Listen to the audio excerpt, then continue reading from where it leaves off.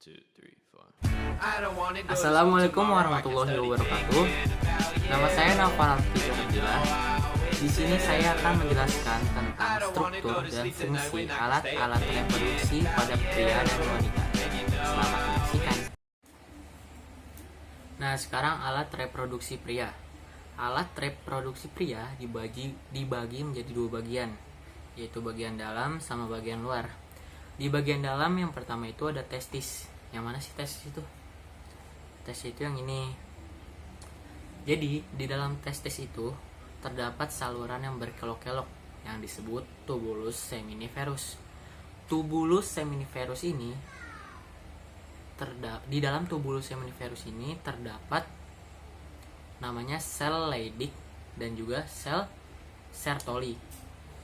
Sel Sertoli ini berfungsi memberi nutrisi pada sel sperma.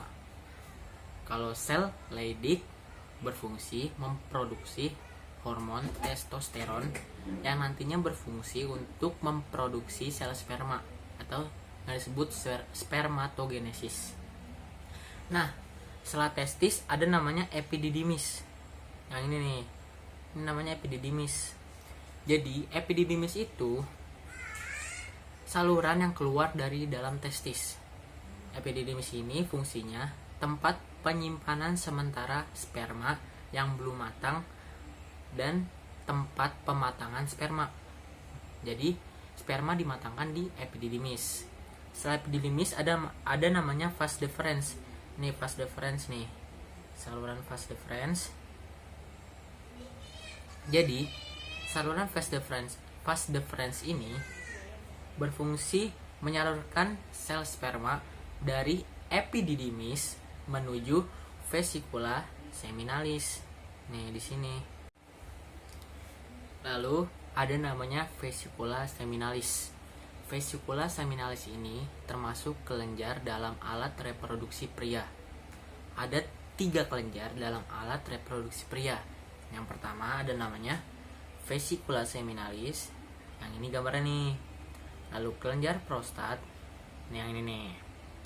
Lalu kelenjar Cooper atau kelenjar bulboretra. Nah ini.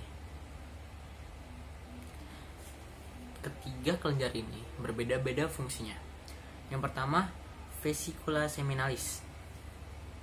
Vesicula seminalis berfungsi menghasilkan getah yang berisi nutrisi untuk sel sperma. Lalu, kelenjar prostat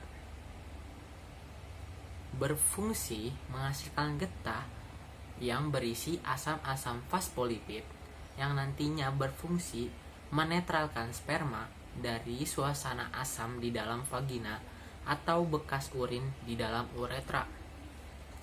Lalu kelenjar Cooper atau kelenjar bulbouretra. Nah, ini fungsinya menghasilkan getah yang nantinya sebagai pelumas. Lalu ada namanya ductus ejaculatorius. Nah, ini fungsinya sebagai tempat penyimpanan sperma sebelum diejakulasikan. Lalu ada namanya uretra. Uretra ini saluran tempat keluarnya urin dan sperma. Nah, itu namanya bagian dalam. Coba kita ulangin aja ya. Testis, tempat diproduksinya sperma. Epididymis, tempat penyimpanan sementara sperma dan tempat pematangan sperma. Vas deferens, saluran yang menyalurkan sperma dari epididymis menuju vesicula seminalis. Vesicula seminalis memproduksi getah yang berisi nutrisi. Lalu kelenjar prostat memproduksi getah yang menghasilkan asam-asam fosfolipid yang nantinya berfungsi menetralkan sperma dalam suasana asam di vagina. Kelenjar Cooper atau kelenjar bulbouretra memproduksi getah yang nantinya sebagai pelumas. Ductus ejaculatorius, tempat penyimpanan sperma sebelum diejakulasikan. Lalu terakhir uretra, saluran pengeluaran urin dan sperma. Nah, sekarang ke bagian luar. Di bagian luar ada namanya penis dan juga skrotum. Di ujung penis terdapat namanya preputium atau kulup yang nantinya pada saat disunat atau dikitan itu bagian yang akan dipotong. Nah, di penis terdapat korpus. Korpus apa saja? Korpus spongiosum sama korpus cavernosum. Di korpus spongiosum terdapat uretra. Kalau di korpus cavernosum terdapat saraf-saraf yang dapat merangsang. Di korpus cavernosum juga terdapat rongga-rongga pembuluh darah yang nantinya jika saraf-saraf di korpus cavernosum terangsang, rongga-rongga pembuluh darah itu akan terisi oleh darah. Lalu penis kita akan menjadi tegak yang disebut juga dengan ereksi. Lalu skrotum. Skrotum adalah lapis kulit yang melapisi testis. Di skrotum terdapat dua otot, yaitu otot dartos sama otot kremaster.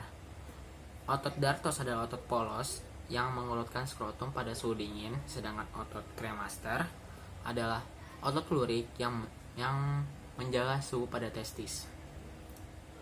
Jadi, fungsi penis adalah menyalurkan sperma ke organ reproduksi wanita, sedangkan kalau skrotum mengontrol suhu pada testis. Lalu, alat reproduksi wanita. Sama seperti alat reproduksi pria, ada yang di alat reproduksi wanita ini juga ada bagian dalam dan bagian luar. Nah, di bagian dalam yang pertama itu ada namanya ovarium. Ovarium ini adalah tempat menghasilkan ovum atau sel telur. Nah, di ovarium ini juga menghasilkan hormon reproduksi, yaitu hormon estrogen dan juga hormon progesteron. Nah, lanjut ada namanya fimbre. Fimbre ini adalah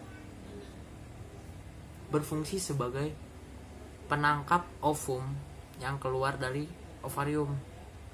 Nah, lalu ada saluran tuba falopi atau oviduk. Nah, ini dia. Fungsinya adalah tempat terjadinya fertilisasi, yaitu tempat bertemunya dan meleburnya sel sperma dan sel ovum. Lalu ada namanya uterus. Ini uterus atau rahim, yaitu tempat berkembangnya dari embrio sampai menjadi janin. Lalu di uterus ada namanya endometrium, yaitu dinding rahim. Di endometrium ini tempat terjadinya implantasi, yaitu penempelan calon embrio. Lalu ada cervix atau leher rahim, yaitu tempat jalan keluarnya janin. Lalu ada vagina yang terakhir, yaitu sebagai alat kopulasi atau alat penerima sperma dari alat reproduksi pria. Lalu ada bagian luar alat reproduksi wanita yang biasa disebut dengan vulva. Vulva ini adalah bagian yang menyelubungi vagina. Di vulva ini terdapat mons pubis. Mons pubis ini adalah bantalan lemak di bawah perut yang nantinya akan ditumbuhi oleh rambut. Lalu ada namanya labia atau disebut dengan bibir karena bentuknya mirip seperti bibir. Labia dibagi menjadi dua, yaitu labia mayor sama labia minor. Bedanya labia mayor lebih tebal daripada labia minor. Lalu ada namanya mulut vagina. Mulut vagina ini dilindungi oleh selaput darah. Lalu yang terakhir adalah namanya klitoris. Di klitoris terdapat saraf-saraf perangsang.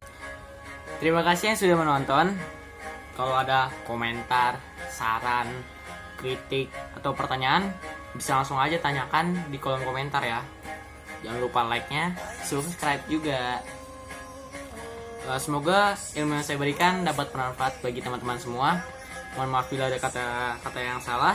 Saya Nova Bye.